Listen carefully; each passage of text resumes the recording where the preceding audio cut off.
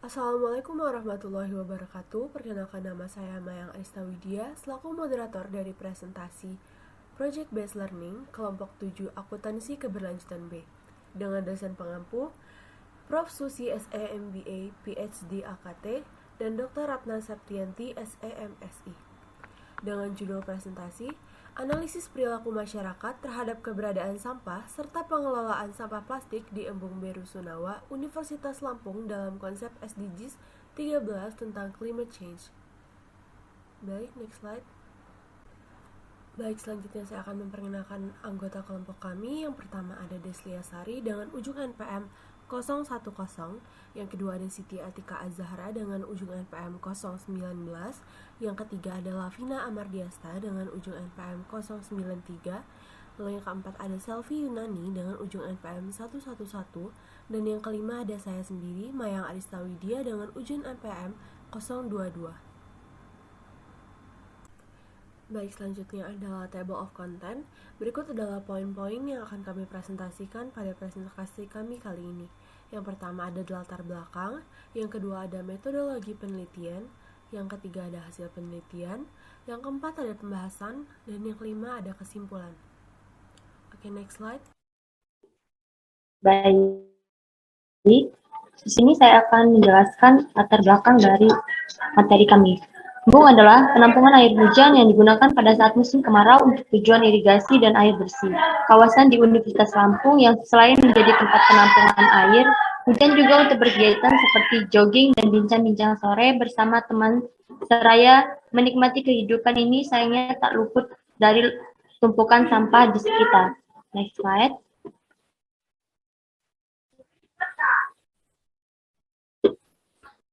Adapun metodologi penelitian, yang pertama ada lokasi penelitian. Lokasi penelitian ini berlokasi di Embung B, Rusunawa, Universitas Lampung, tepatnya di Kelurahan Gedung Meneng, Kecamatan Raja Basa, Kota Bandar Lampung.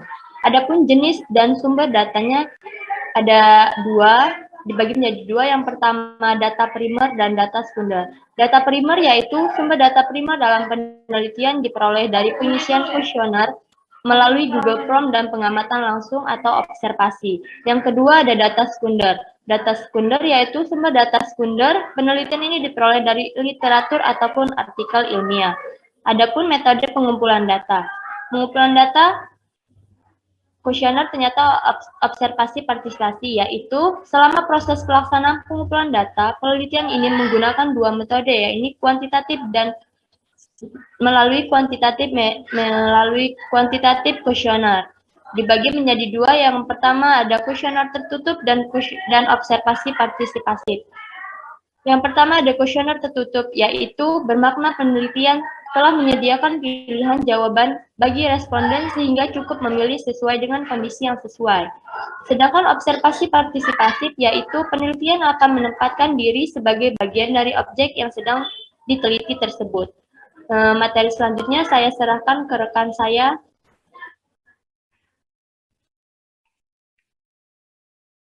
Baik, di sini saya akan menjelaskan mengenai hasil penelitian kami. Slide selanjutnya. Berikut ini beberapa hasil dari kuesioner yang telah kami bagikan.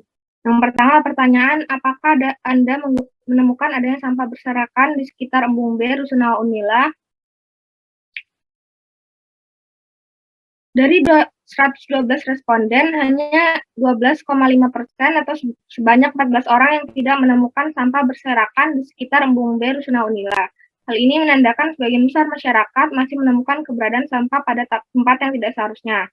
Kemudian, jumlah sampah berserakan tergolong sedikit atau banyak. Sebagian besar responden yang mewakili masyarakat umum berpendapat bahwa jumlah sampah yang berserakan tergolong sedikit. Pernyataan ini didukung dengan elemen biru pada diagram yang ditampilkan yang menunjukkan angka 62,5% atau sebanyak 70 orang responden. Namun sisanya menyatakan bahwa sampah yang berserakan di sekitar Embung B, Rusunawa, Unila tergolong banyak. Slide selanjutnya. Kemudian untuk jenis sampah yang ditemukan oleh responden di Embung B, Rusunawa, Unila, Sebanyak 48,2% orang menemukan sampah anorganik dan 39,3% menemukan sampah organik. Sedangkan sisa jumlah responden tidak mengetahui jenis sampah apa yang mereka temukan di Embung B Rusunawa Unila. Lalu pada diagram berikutnya, ketika menemukan sampah di Embung B Rusunawa Unila, sebagian besar responden yang ditunjukkan pada elemen merah memutuskan untuk membuangnya. Kemudian pada elemen biru yaitu 41,1% memutuskan untuk membiarkan sampah yang mereka temukan di sekitar Embung B. Slide selanjutnya.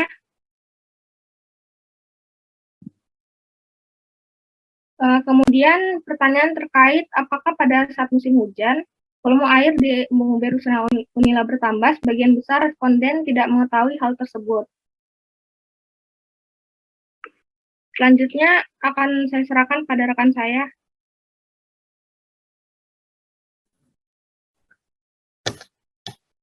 Baiklah, kita memasuki data observasi. Nah, kawasan Embung sudah menyediakan beberapa kotak sampah dengan fungsi masing-masing di lokasi yang mudah dijangkau oleh pengunjung. Pada siang hari, sebagian besar kotak sampah masih dalam keadaan kosong sehingga diketahui bahwa sampah yang tertimbun pada hari sebelumnya sudah mengalami proses menuju tempat pembuangan akhir atau disebut TPA. Nah, namun apabila menilik lebih jauh masih berceceran sampah baik organik maupun anorganik di beberapa area sekitar Embung seperti pada bagian selokan dan rerumputan. Mirisnya lagi terdapat limbah yang mengembang di tengah-tengah embung sehingga tentunya akan sulit bagi kita untuk menjangkau pengunjung yang bersih. Selanjutnya.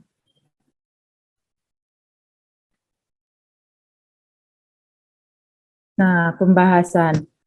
Berdasarkan data penelitian kami di atas, dapat disimpulkan bahwa kedua jenis limbah baik organik dan anorganik memiliki jumlah yang cukup besar. Seperti yang kita ketahui, kedua jenis sampah ini dapat menyebabkan kerusakan dan pencemaran lingkungan apabila tidak ditangani dengan baik. Sampah anorganik merupakan sampah padat yang sulit terurai oleh alam di mana sampah yang tertimbun di tanah dapat menyebabkan pencemaran tanah dalam waktu lama. Sedangkan sampah organik dapat mengalami perubahan melalui dekomposisi anaerobik sehingga menimbulkan bau tidak sedap dan pelepasan gas metana atau CH4 ke atmosfer. Gas CH4 pada lapisan atmosfer berperan sebagai gas rumah kaca atau biasa disebut GRK dan berefek pada pemanasan global. Pemanasan global atau global warming ini yang menyebabkan perubahan iklim, Selanjutnya.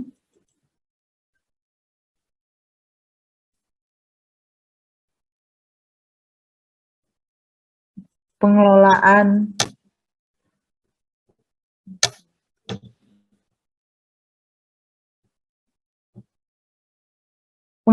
limbah. Melalui penelitian ini, kami ingin memperbaiki pendidikan, penyadaran, dan juga kapasitas baik manusia maupun institut terhadap mitigasi perubahan iklim, adaptasi, pengurangan dampak, dan peringatan dini. Selain itu, melalui penelitian ini juga kami ingin memberikan solusi atas sampah anorganik yang menumpuk dengan mengolahnya menjadi paving block. Baiklah, materi selanjutnya akan dilanjutkan oleh rekan saya.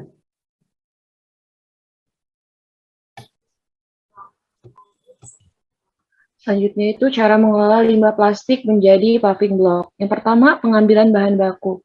Bahan baku ini diambil dari masyarakat, yakni plastik yang bersifat dapat didaur ulang, kemudian diangkut menggunakan kendaraan.